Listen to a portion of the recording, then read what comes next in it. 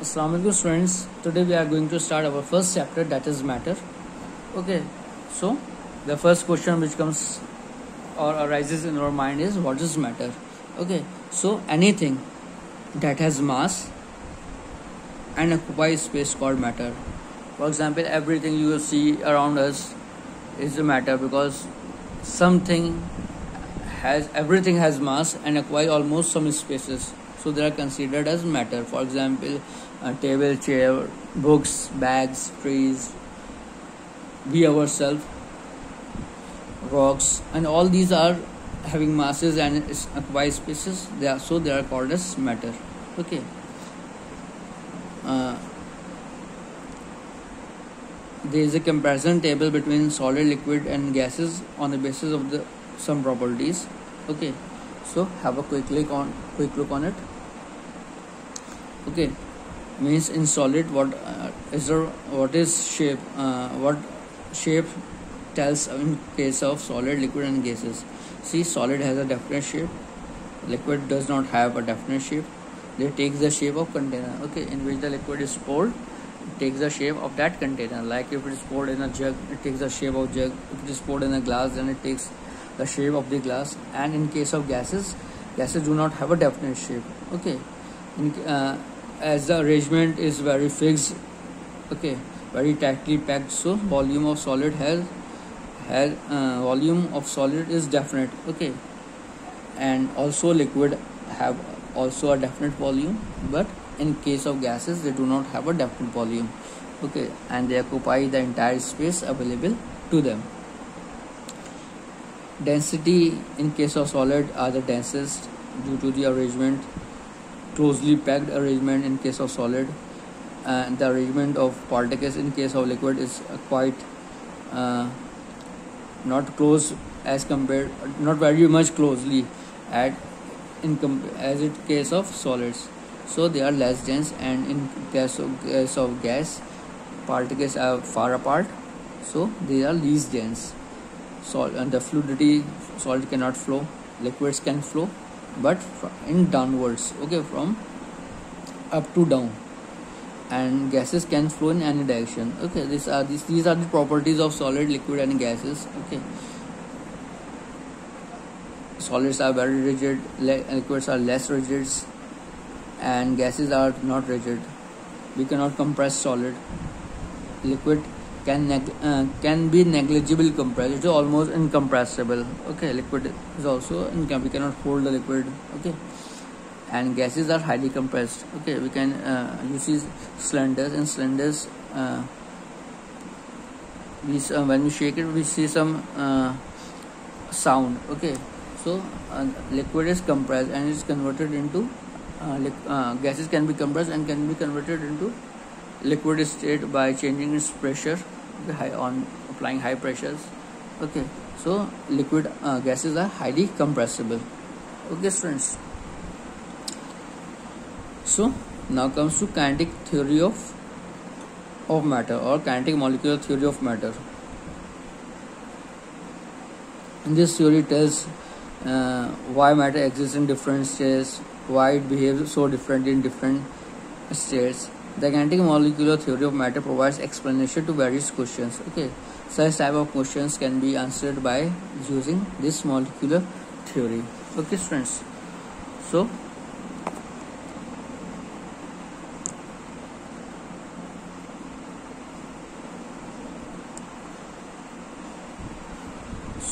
the kinetic theory of matter says that matter is composed of large number of tiny particles which are constantly in motions, and they are separated from each other by finite distance. What does it say? It says that matter is composed of a huge number of tiny particles, and these particles are always in motion.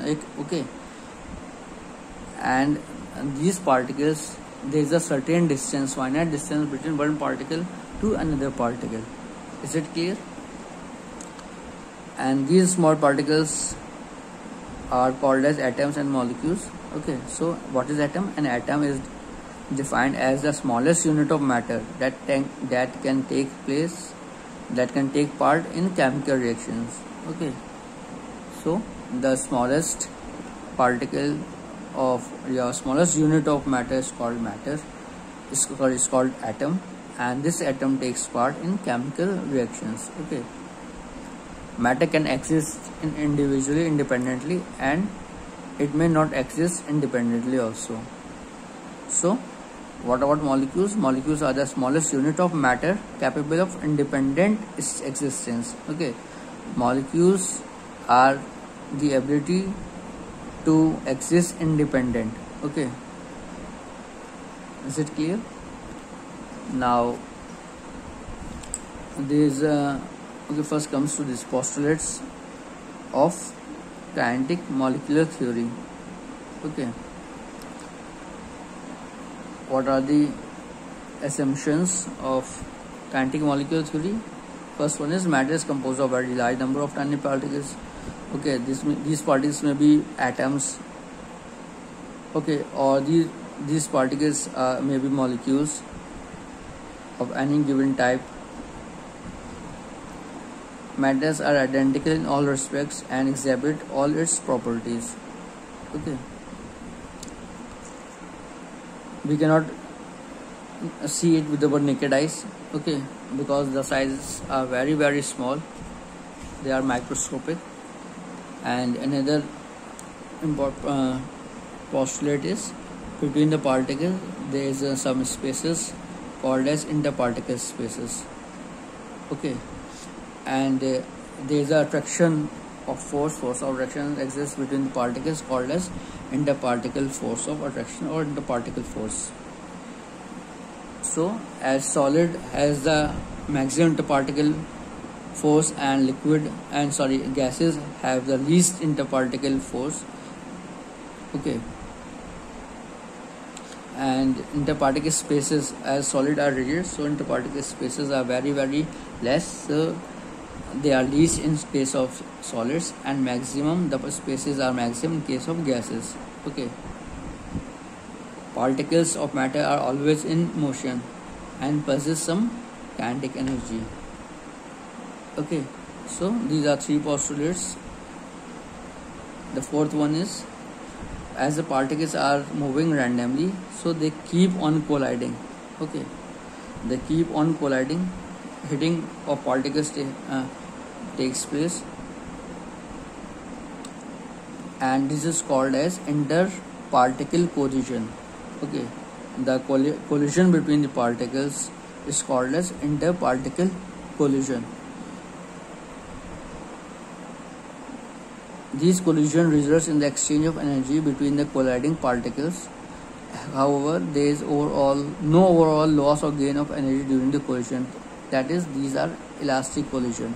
Okay, as there is no loss or gain of energies during the collision, so these are called as elastic collisions.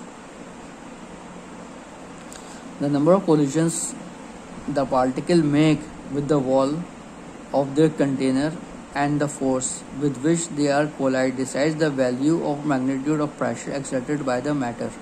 Okay, so the intensity of collision tells us the magnitude or pressure exerted by the matter, how strongly the collision takes place. Okay, and Brownian motion is that in which there is a random motion of particles observed in liquid and gases. Okay, so what is random motion? Brownian motion. Brownian motion is basically a random motion of particles inside liquid and gases, and it was first discovered by a botanist named Robert Brown. Okay, is it clear? So comes to an activity. In this activity, what is the aim of this activity? To show that there are spaces between the particles of matter. Okay, means we have to show that spaces are present between the particles of matter. What are the materials, what are the things, what are required for this activity? 4 measuring cylinders, water, a spoon, a scissor or glass rod, glucose, sodium chloride, ammonium chloride, and ferrous sulfate. Okay, what is the method of doing this? Take 50 ml of water in each of 4 clean measuring cylinders. Label it as A, B, C and D. Okay, take 4 cylinders, measuring cylinders, and fill it with water 50 ml and name it as cylinder 1, cylinder 2, cylinder 3 and 4. Okay, add 1 tablespoon of glucose in cylinder A. Stir it well with the help of stirrer or glass rod and note the level of water in the cylinder. Okay, in first case what you have to do, in cylinder 1 take 1 tablespoon and add it. Okay, and stir well. And another thing is add sodium chloride, ammonium chloride and ferrous sulfate in B, C and D. Similarly, add the other things in one by one in another cylinders. Okay, stir the solutes until they are completely disappear. Note the level of water. What we see, what happened to the water level, is it increases or decreases? What we see, the level of water remains the same after mixing the solutes. What does it shows that? It shows that there are spaces between the particles, so that the solute particles get accumulated in between the spaces. In this way we can show there are spaces between the particles of matter. Jazakallah.